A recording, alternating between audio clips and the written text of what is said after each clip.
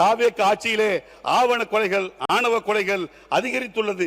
எந்த நடவடிக்கையும் எடுக்கப்படாத இந்த தைரியத்தில் தான் இந்த கொலைகள் நடைபெறுகிறது. இதற்கு இந்த அரசு என்ன பதில் சொல்ல போகிறது என்று நான் கேட்கிறேன். மாண்புமிகு முன்னவர்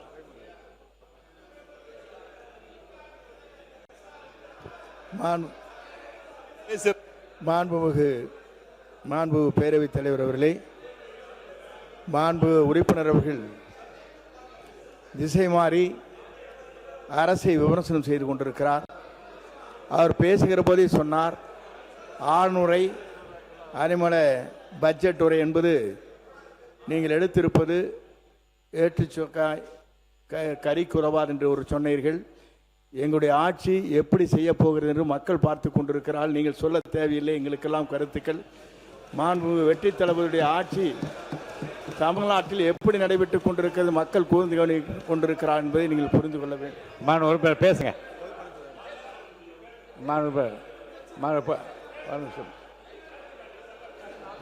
பொதுப்பணித்துறை அமைச்சர். மாண்புமிகு பேரவைத் தலைவர்களே, நான் காலையிலே சொன்னேன் உண்மைக்கு புறமான செய்திகளை சொல்லாதீங்க அப்படின்னு. அவர் முடிக்கிட்டு உட்காருங்க. அப்ப வாபஸ் வாங்க சொல்லுங்க. வாபஸ் வாங்க சொல்லுங்க. முடிக்க சொல்லுங்க. போன ஆட்சியில தான் 70% இந்தியாவிலே அதிகமாக தலித்துக்கு எதிரான குற்றங்கள் பதிவுபட்டிருக்கு. இதுதான் உண்மையான டேட்டா. அதனால வந்த 100 நாள்ல எங்க ஆட்சியில் அதிகமாயிருச்சு சொல்லணும். உங்க ஆட்சியோடைய கண்டினியூஷன் தான் நடந்துட்டு இருக்கு. சட்டம் ஒழுங்க நாங்க சரியா செஞ்சுட்டு இருக்கோம் பதிவு பண்றோம். குறைகளை விட்டுட்டு மானிய குறை விவாதத்துக்கு வரட்டுங்கிறத நான் கேட்டுக்கிறோம். மாணவர் செந்தில் செல்வன் பேசுங்க. நீங்க அவர் பேசட்டும். மாணவர் செந்தில் செல்வன் பேசுங்க. மாண்புமிகு பேரவைத் தலைவர் அவர்களே, முடிங்க. திமுக ஆட்சியிலும் சாதி ரீதியான வன்முறைகள் நடந்தது. திராவிட அரசியலுக்கு மாற்று அரசியல் என்று கூறுகிற தாவேகா தந்த மாற்றம் என்ன என்பதுதான் என் கேள்வி. மாணவர் செந்தில் செல்வன் பேசுங்க. நீங்க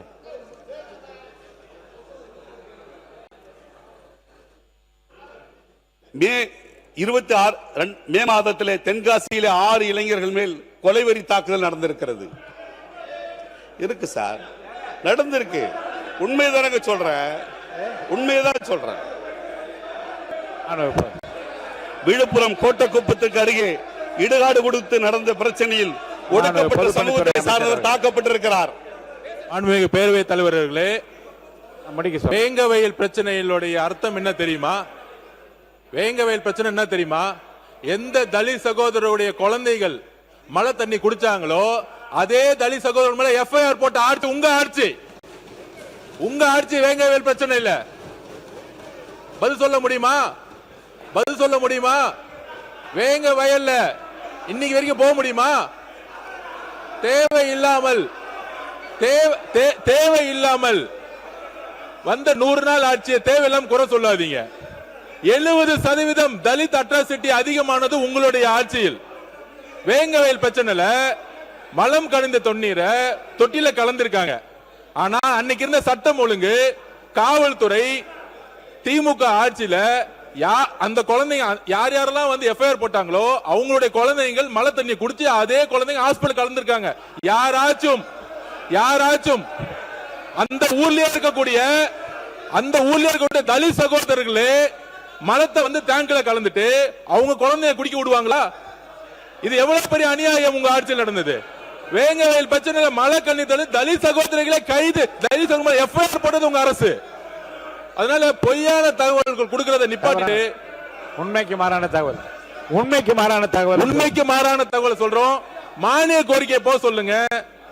தேவையில்லாம அரசை வந்து பழி சொல்லக்கூடிய செயலை செய்ய வேணாங்கிறத நாங்க பதிவு பண்றோம். மாண்பு உறுப்பினர் நேரு, மாண்பு உறுப்பினர் கே என் நேரு அவர்கள். மாண்பு கே என் நேரு. பேரவைத் தலைவர் அவர்களே, புதுக்கோட்டை மாவட்டம் வேங்கவயல் சம்பவம்.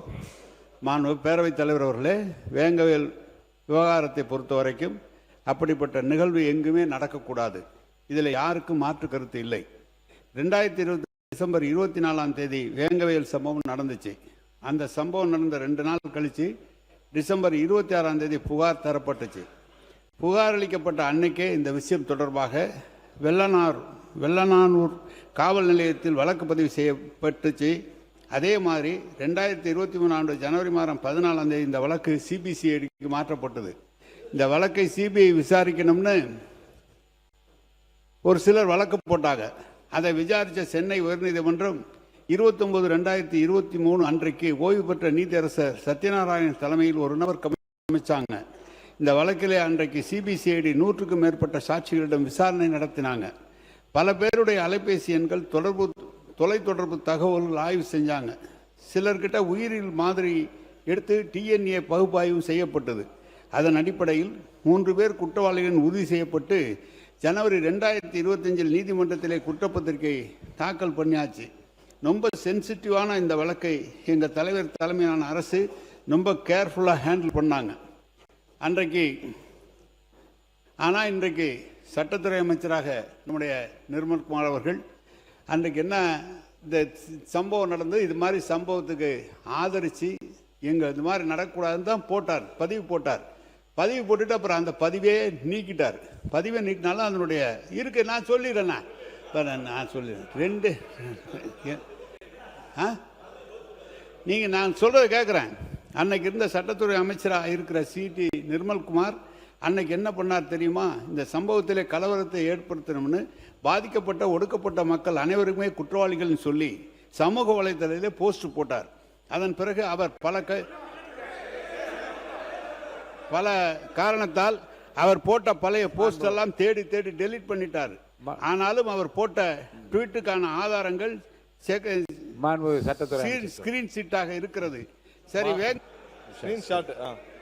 மாண்புமிகு பேரவைத் தலைவர் கொஞ்சம் இது மட்டும் சொல்லிட்டு, அதாவது உண்மைக்கு மாறான தகவலை சொல்லிட்டு வர்றார். அதாவது அவர் கூறிய விஷயங்களில் நான் சிபிசிஐடிக்கு ஜனவரி 14ஆம் தேதி உத்தரவிடப்பட்டதாக கூறினார். அதாவது ஜனவரி 14ஆம் தேதி சிபிசிஐடிக்கு.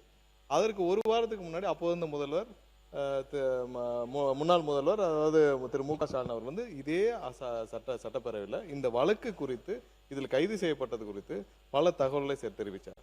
அதில் நிறைய அந்த வழக்கையே அவங்க பொலிட்டிக்கலாக ஹேண்டில் பண்ணாங்கன்னு அப்போ தெரியும். ஏன்னா அந்த வழக்கையே பொலிட்டிக்கலாக முடிக்கணும்னு பார்த்தாங்க, பொலிட்டிக்கலாக ஹேண்டில் பண்ண முடிக்க பார்த்தாங்கன்னு தெரிஞ்சால் அதற்கப்புறம் அதில் சம்பந்தப்பட்ட ஒரு சில பேருடைய வீடியோக்கள் கிடைச்ச பிறகு அப்போது வெளியிடப்பட்ட அடுத்த நிமிடமே நான் 13ஆம் தேதி எப்போ வெளியிடப்பட்டேன். அடுத்த இதில் எந்த விதத்திலும் யாரையும் குற்றம் சாட்டல. அதில் சம்பந்தப்பட்ட ஒரு வீடியோ இருப்பதாக பதிவு செய்யப்பட்ட உடனே அது சிபிசிஐடிக்கு மாற்றப்பட்டது. அதற்கு அப்புறம் பார்த்தீங்கன்னா என்ன பதிவு செய்தாரோ, அப்போ முதல்வர் என்ன இந்த அவையில் பதிவு செய்தாரோ அதற்கு நேர்மாறாக தான் வழக்கும் நடந்தது. அதுக்கப்புறம் அவர் வாயே திறக்கல. 4 வருடங்கள் 3-4 வருடங்கள் அந்த வழக்கு சம்பந்தம் வாயே திறக்கலை. அந்த வழக்கை மொத்தமாக மூடி மறைத்து அதில் யாரு உண்மை குற்றவாளி என்பதை வெளியில தெரிய விடாமல் செய்ததும் அப்போ முதல்வர் அதை தவறாக ஹேண்டில் பண்ணான்றதான். அதுல இப்போ வரைக்கும் உண்மையான குற்றவாளிகளை வெளியே தெரிய விடாமல் ஹேண்டில் பண்ணி அதை பொலிட்டிக்கலா ஹேண்டில் பண்ணான்றத ஒரே காரணம் தான். இப்போ வரைக்கும் அதில் இருந்த பட்டியலின மக்கள் அனைவருக்கும் அநீதி இழைக்கப்பட்டது எங்களுடைய ஒரே குற்றச்சாட்டு. அதுல லாபகமாக அவர் 14ஆம் தேதி சிபிசிஐடிக்கு உத்தரவிட்டார். அதுக்கு முன்னாடி இதே அவையில அப்ப முதல்வர் என்ன இங்க வாசிச்சாரு, அந்த சம்பவம் குறித்து என்ன பேசினாலும் சேர்த்து சொல்லுங்க.